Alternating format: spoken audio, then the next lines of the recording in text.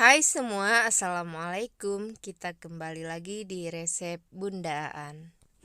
Nah, sebelum kita lanjut ke resep masakannya, ini sesuai dengan judul ya teman-teman. Hari ini kebetulan aku punya waktu, jadi aku mau buat pepes kesukaan suami aku, teman-teman. Walaupun nantinya ya rasanya tidak seperti yang ibu kita buat, namun kita sudah berusaha, menurut aku ini yang terbaik ya teman-teman. Nah, sambil kita cerita tadi, kita masak santai aja hari ini. Ini daunnya sudah aku siapkan dan juga lidi penyemat untuk kita buat pepesnya. Ini kebetulan hari ini aku cuman ada stok udang kecil-kecil ya teman-teman. Ini sudah dibersihkan dari kepala dan ekornya. Kalau nggak ada udang seperti ini, biasanya sih aku sering juga pakai ikan ya teman-teman.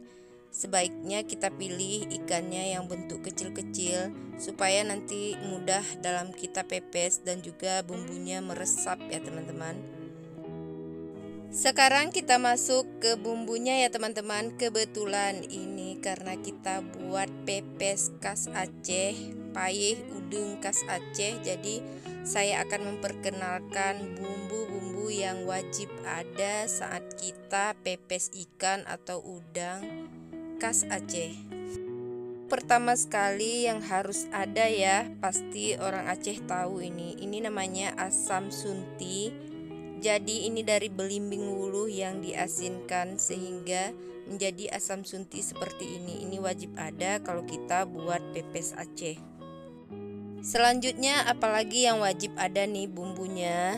Teman-teman bisa lihat sendiri, cabai, bawang merah, dan kunyit. Takarannya bisa disesuaikan dengan banyaknya ikan.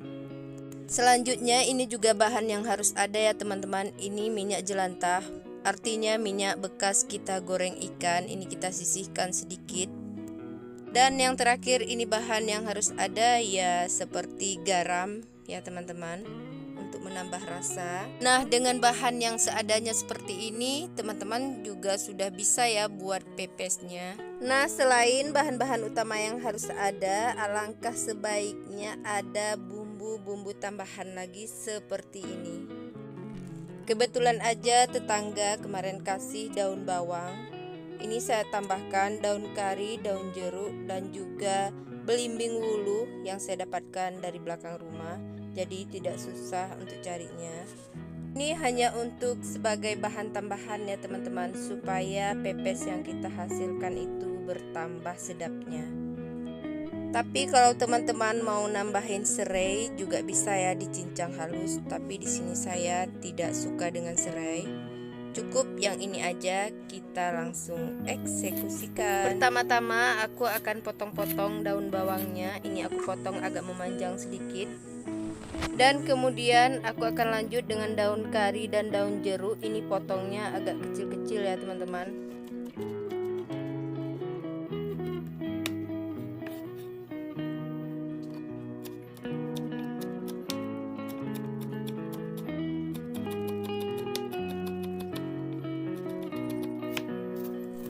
Lanjut belimbingnya juga dipotong tipis-tipis seperti ini. Dan ini sudah selesai ya. Aku ambilnya ini seperlunya aja, tidak semua digunakan.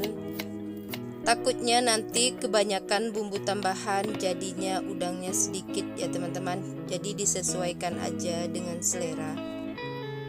Kalau sudah siap, kita sisihkan dulu seperti ini.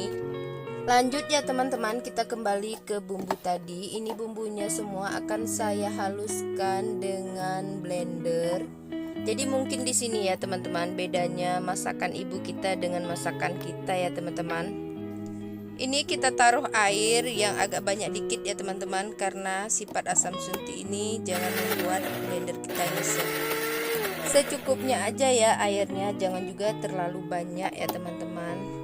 Nah, seperti ini kalau sudah dituang tidak terlalu berkuah ya bumbunya. Ini agak kita mirip-miripkan ya, seperti mama kita menggiling bumbu ini dengan menggunakan batu. Jadi seperti itu ya teman-teman. Kemudian udangnya kita campur dulu dengan garam biar meresap. Kalau sudah, langsung kita tuang udangnya ke dalam bumbu yang sudah kita haluskan. Jangan sampai terlupa dengan minyak jelantahnya. Sambil kita aduk-aduk seperti ini.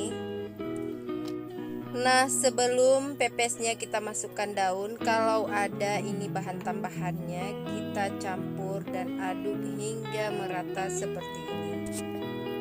Nah, kalau teman-teman seleranya pedas ya, ini boleh ditambahkan sekalian dengan bahan tambahan cabai hijau yang sudah kita potong-potong.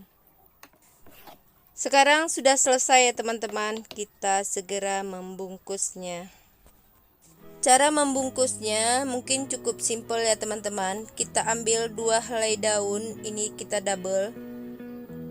Terus nanti kita ambil 2 sendok makan kira-kira bumbu adonan pepesnya. Kita letakkan di daun, kemudian kita gulung seperti ini. Dan terakhir ini kita sematkan menggunakan lidi. Mungkin cukup simpel ya teman-teman. Dan kita bungkus hingga semua adonannya selesai ya.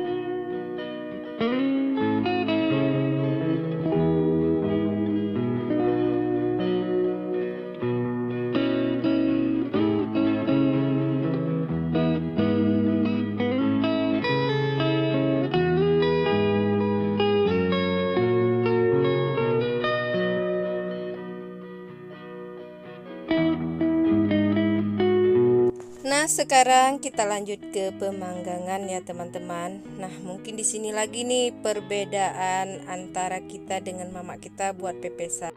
Gak ada salahnya ya kalau teman-teman mampu buat untuk pemanggangannya ini menggunakan arang teman-teman. Itu nanti katanya sih hasilnya beda ya, jelas beda pasti teman-teman. Kalau dibakar menggunakan arang, nanti daun dan arangnya itu akan menyatu wanginya, jadi bisa menambah selera. Kalau teman-teman suka simple, boleh memanggang dengan menggunakan alat seperti saya ini. Nah, sambil kita tunggu pepes kita matang, aku mau cari dulu sayuran yang enak dimakan bersama pepesnya. Kita akan pilih sayuran yang bisa kita buat kuah bening ya. Mungkin daun kelor ini bisa kita manfaatkan, selain dia banyak vitamin, juga bagus untuk kesehatan tubuh ya, dan juga kesehatan kantong kita. Karena ini kita ambil gratis teman-teman. Selain daun kelor, bisa juga teman-teman gunakan daun apa ini? Daun ubi ya, ubi keriting, ataupun sayuran bayam mungkin bisa. Sekalian kita ambil yang ini ya teman-teman, semuanya dari hasil baru kita petik, ini rasanya cukup segar. Kebayang nggak seperti kita makan di kebun. Sekarang saatnya kita kembali dari petik-petik sayuran di belakang rumah. Ini kita lihat sudah bisa kita balik ya teman-teman. Oh ya teman-teman, sebelum saya tutup, tadi lupa saya videokan. Ini kita siram dengan minyak di atas daunnya sedikit aja, supaya nanti daunnya ini tidak kering ya teman-teman. Nah, ini setelah bungkusan pepes kita balik semua. Ini boleh tidak ditutup ya teman-teman, supaya cepat kering airnya. Kita biarkan dengan api kecil aja seperti ini hingga daunnya kecoklatan dan kering. Sambil menunggu ikan pepesnya matang, ini aku sudah bersihkan sayurannya, sudah buang tulang daun yang tidak diperlukan. Dan kebetulan juga nih saya punya jagung muda, baru dikasih tetangga kemarin.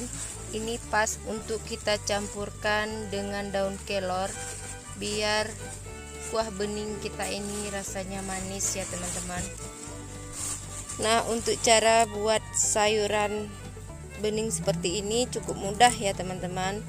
Tinggal kita siapkan bahan yang mau kita rebus, kemudian nanti kita panaskan air, langsung deh kita cemplung sayurannya, akan garamnya, kemudian tomat, dan jangan lupa daun jeruknya biar wangi.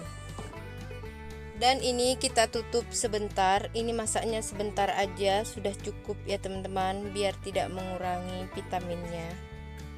Sekarang pepesnya udah siap, yang kuahnya juga udah ada. Sekarang saya mau nambah ini yang untuk kriuk-kriuknya ya teman-teman.